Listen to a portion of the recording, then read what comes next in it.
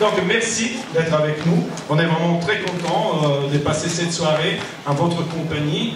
Est-ce que vous êtes content de revenir à l'Institut culturel italien? Ben, j'adore cet endroit, il est magnifique. Mais je ne m'attendais pas d'avoir autant de personnes là.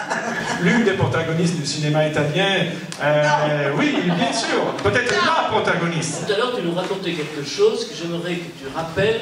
C'est dans quelles circonstances tu as été amenée à devenir comédienne? Non, c'est incroyable. Moi, je sortais de l'école, j'avais 16 ans. Era già carina, hein? Non, aveva una sorella più bella. Bien sûr qu'elle était plus belle.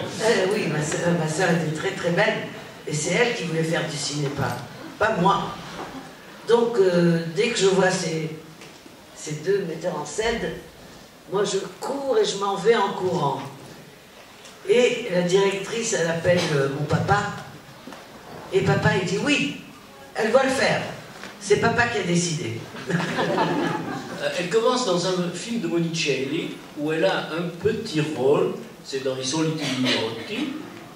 Elle a 20 ans, même pas, au moment où elle tourne, elle doit avoir 19, puisque voilà, elle doit avoir 19 quand elle tourne, et quand le film sort en salle, elle en a 20. Et elle fait une Sicilienne, ce qui va assez bien compte tenu de ses origines, enfermée chez elle par un frère. Oui. Déjà avec ce premier film, et malgré la brièveté du rôle, malgré le fait que dans le film il y a aussi déjà Mastroianni, il frappe à ma porte. Il frappe à ta porte. Et moi, je lui claque la porte à la figure. Et il commence le film avec un œil tout noir. Ça c'est authentique, c'est ce qui s'est produit. Oui. Parce qu'on le voit dans le film, mais en plus c'était vrai. Oui. Un des premiers films très importants, c'est La ragazza con la valigia, La fille à la valise, avec Zurlini. Formidable. On a fait plusieurs films. Mais enfin, lui, il m'invitait toujours chez lui, tout le temps. J'ai lu dans un entretien que tu as déclaré que lorsque le tournage a été terminé, le rôle avait été tellement impegnatif, avait demandé tellement d'énergie et de concentration, que lorsque le tournage était terminé, tu t'es enfermé 3 jours dans la chambre d'hôtel pour récupérer, pour revenir dans ton... C'est vrai. Dans ta sensibilité. C'est vrai parce que j'arrivais plus à sortir. Tu tournes pratiquement en même temps avec Visconti et avec Fellini. Hein, elle tourne Le Guépard et elle tourne 8 en et demi. plus, une avec Visconti, tu sais, j'avais les cheveux longs comme ça. Noirs, quoi. Et Fellini me voulait blonde. Et je devais changer de couleur toutes les 3 semaines. Un peu moins connu, peut-être pas au même niveau que Fellini ou Visconti, c'est Mauro Bolognini. Ah, stupendo. Voilà, qui était un cinéaste avec lequel tu as fait Le Bel Antonio. Tu sais, dans Le Bel Antoine, ce qui s'est arrivé avec Marcello, alors, dans le film, il était tellement amoureux de moi qu'il devenait impuissant. On était à Catania. Alors, lui, il ne pouvait jamais sortir de l'hôtel parce que tous les Siciliens le bloquaient. Un Sicilien impuissant, ça n'existe pas. Ben, moi, je voulais pas. Moi, je voulais pas du tout. Moi, je voulais faire l'exploratrice. Mais j'ai réussi puisque j'ai tourné partout, donc j'ai fait l'exploratrice. Vous avez exploré plein de rôles, plein de personnages. Oui, C'est aussi une façon d'explorer le monde, ça. Oui, en plus, dans le monde entier. Autrement que les films, il y a aussi des livres qui ont été écrits par des écrivains. Et il y a eu quelques rapports qui étaient différents, comme avec Pasolini. Oui, c'est le premier qui a écrit un article sur moi.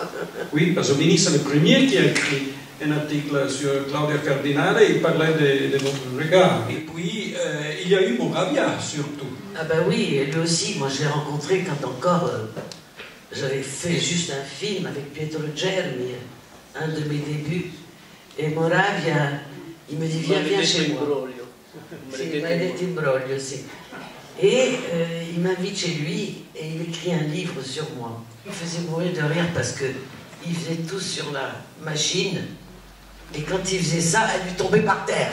Une histoire que je lis dans les journaux, que c'est quand vous tourniez la scène de la mort du Giuseppe, c'est l'enfant de la protagoniste Ida, on a reçu la nouvelle de la mort d'Elsa Morente, n'est-ce pas? Et vous aviez connu Elsa Morente avec Moravia? Oui, on s'est connus, oui, absolument.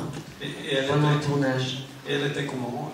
Non, avec moi, très gentille, oui. Ah oui. Puisqu'on évoque la disparition d'Elsa Morante, on peut rappeler aujourd'hui même la disparition de Bertolucci, de Bernard Bertolucci. Ben, moi, je l'ai connu, hein. Oui.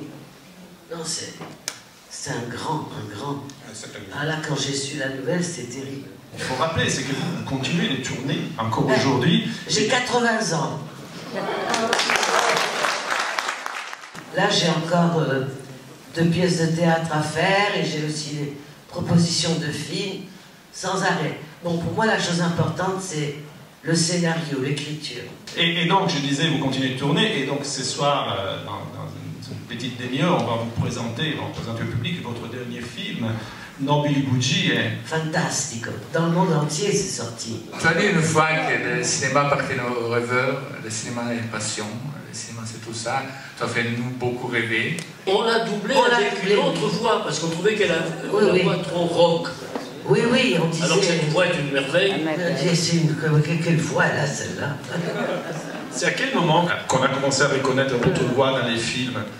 Oh là là, Fellini. Le Guépard et Fellini aussi, oui. Avec Belmondo, on a fait de toutes les couleurs. Oui, le premier c'était La Viaccia, n'est-ce pas? Oui, mais en plus, lui, il me disait séduis le directeur de... Pour la Shkumun, séduis le directeur de l'hôtel. Alors je devais sourire, et lui, il prenait tous les meubles et les jetait dans la rue. Et quand on se rencontre, on se dit toujours à l'oreille tout ce qu'on a fait. Je dis non, c'est pas moi, c'est toi.